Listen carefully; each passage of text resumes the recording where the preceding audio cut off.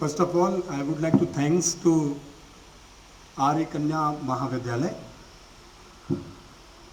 that who just stood for this such burning topic.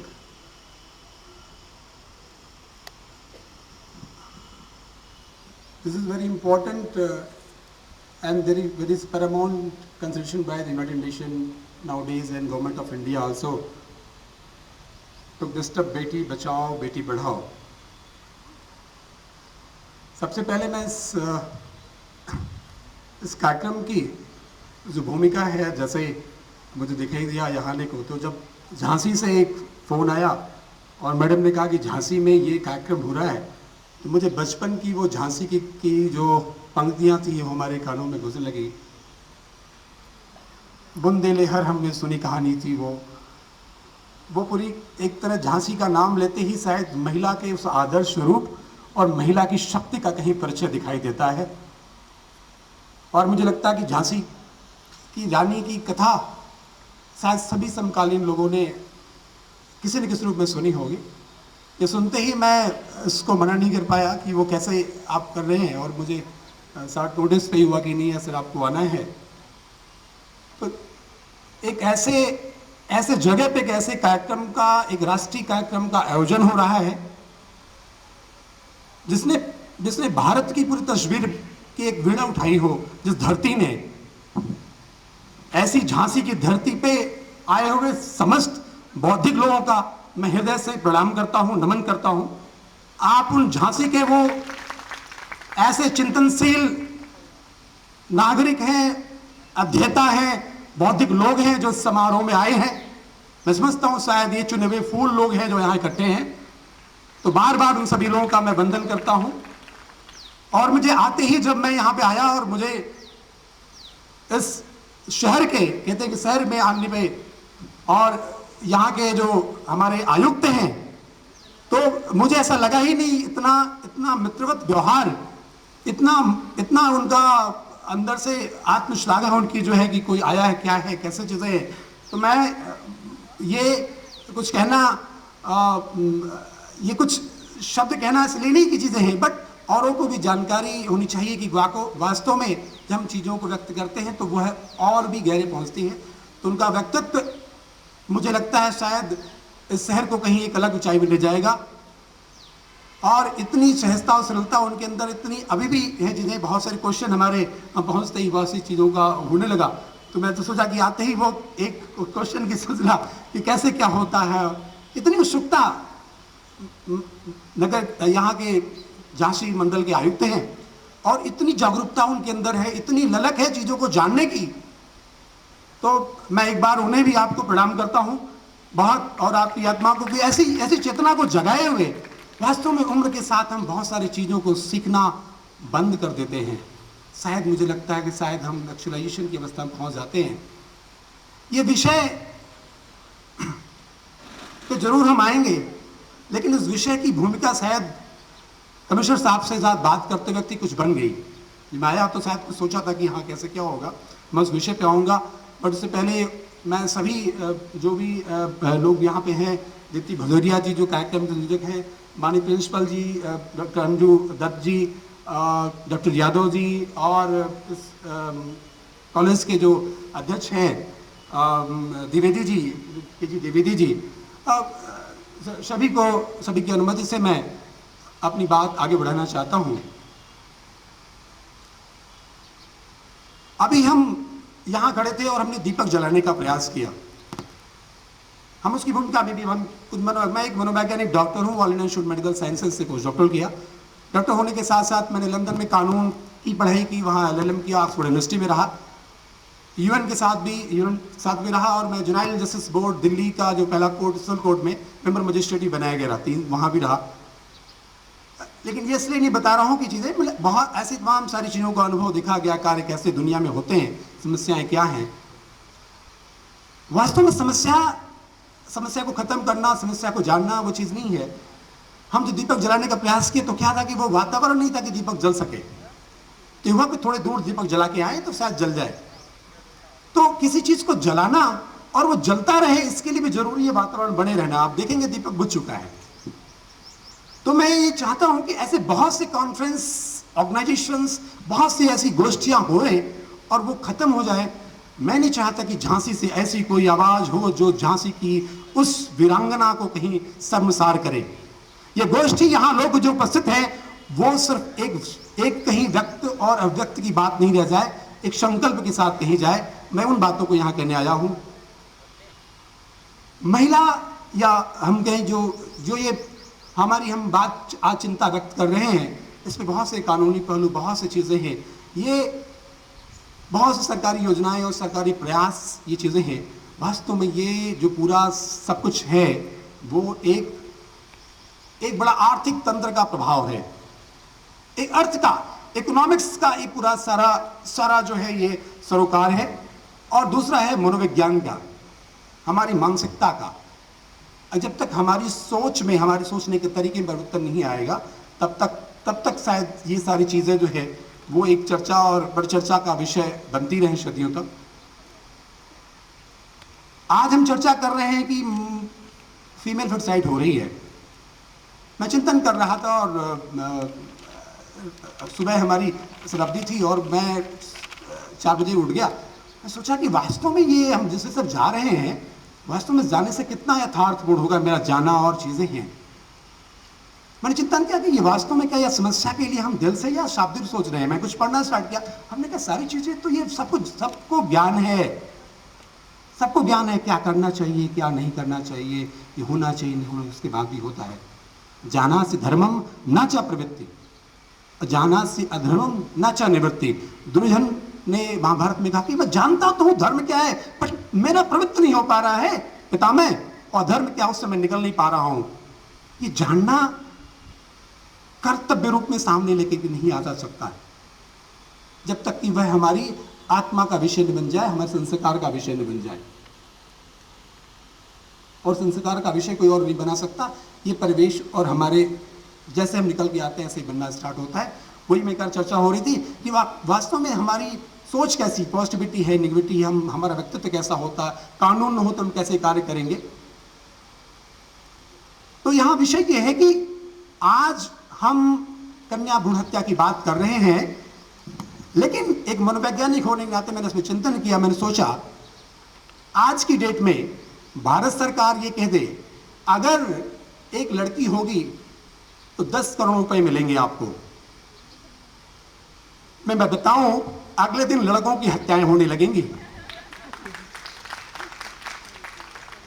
आप गहराई से सोच के देखें, ये चिंतन करके देखें कि वास्तव में ये हत्या, ये महिला हत्या की बात नहीं है, ये किसी भी चीज के लिए चीज है।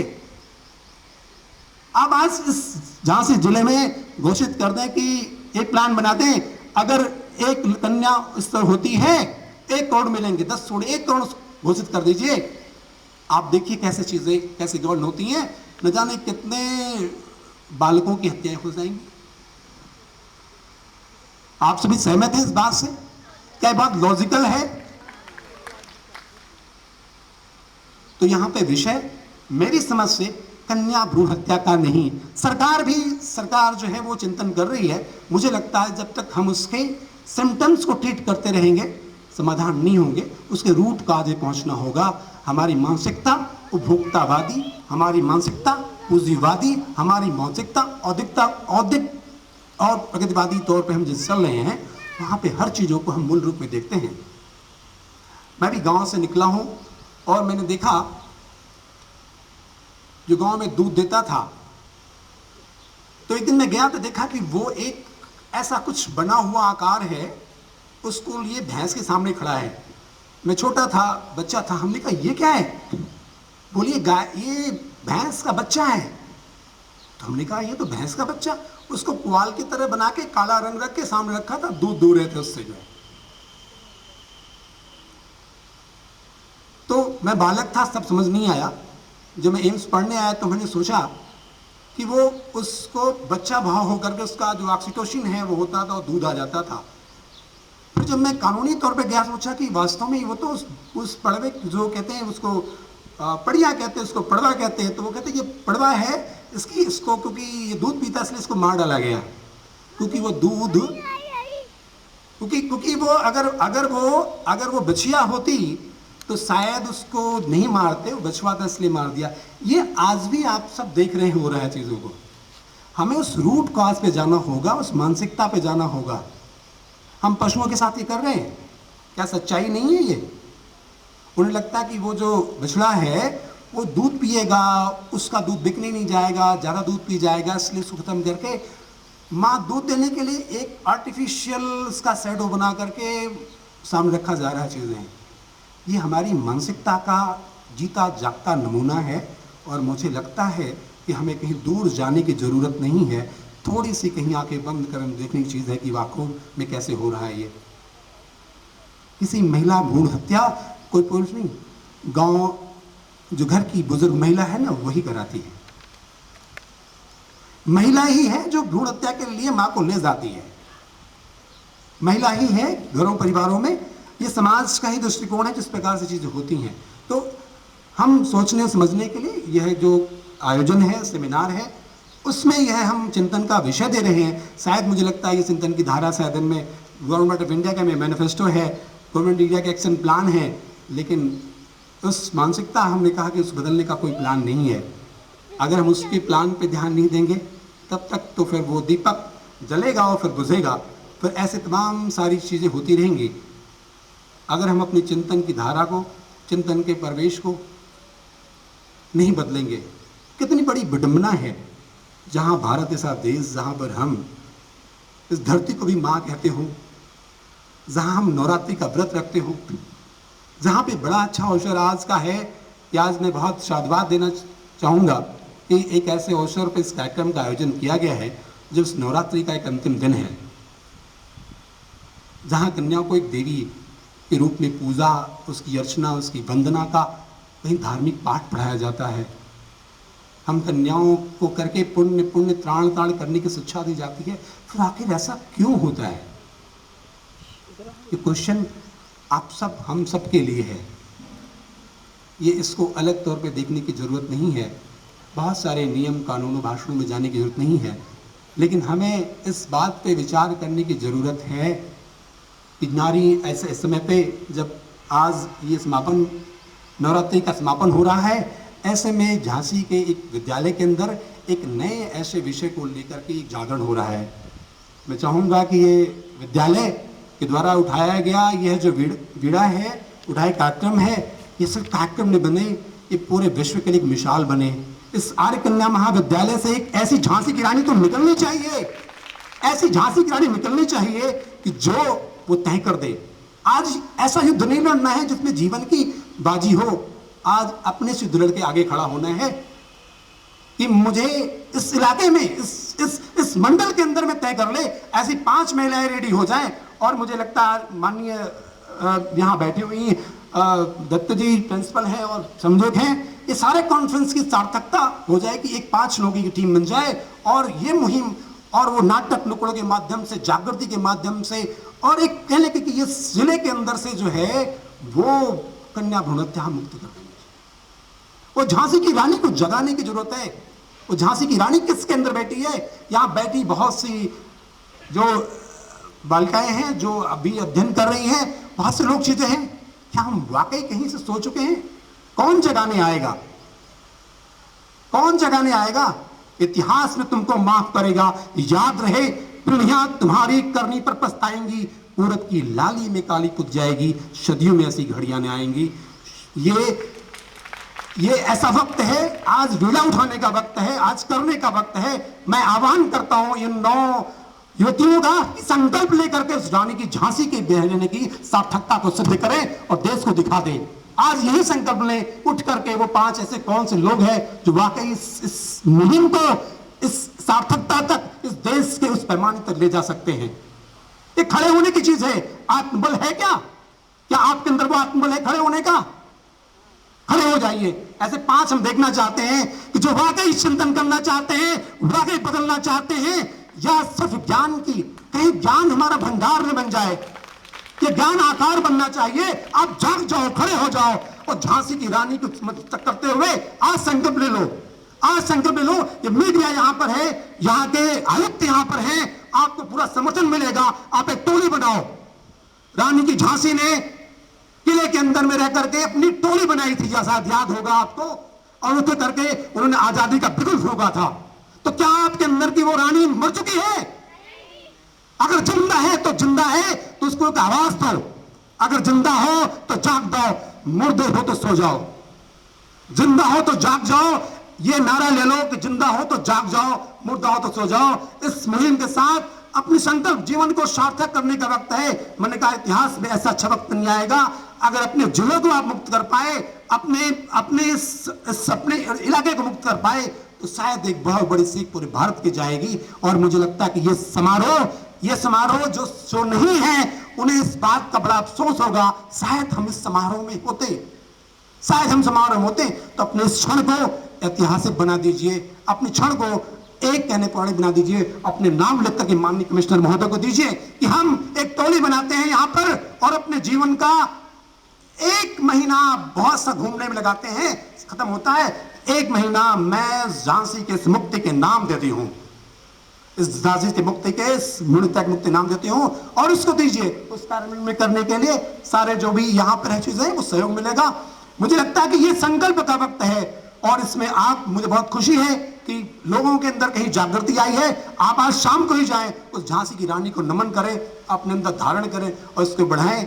और इसी के साथ ये मुझे लगता है कि हम जब आए वो देखें, हम शायद दिल्ली में बैठे इसको समाचारों में कहीं सुनते मिलेगा कि वो झांसी के अंदर में एक ऐसी टोली चल चुकी है जो अब वो खत्म करके रहेगी। और भारत सरकार का जो मिशन जो है वो झांसी से स्टार्ट होगा, जैसा कि आजादी का मिशन झांसी से स्टार्ट हुआ था।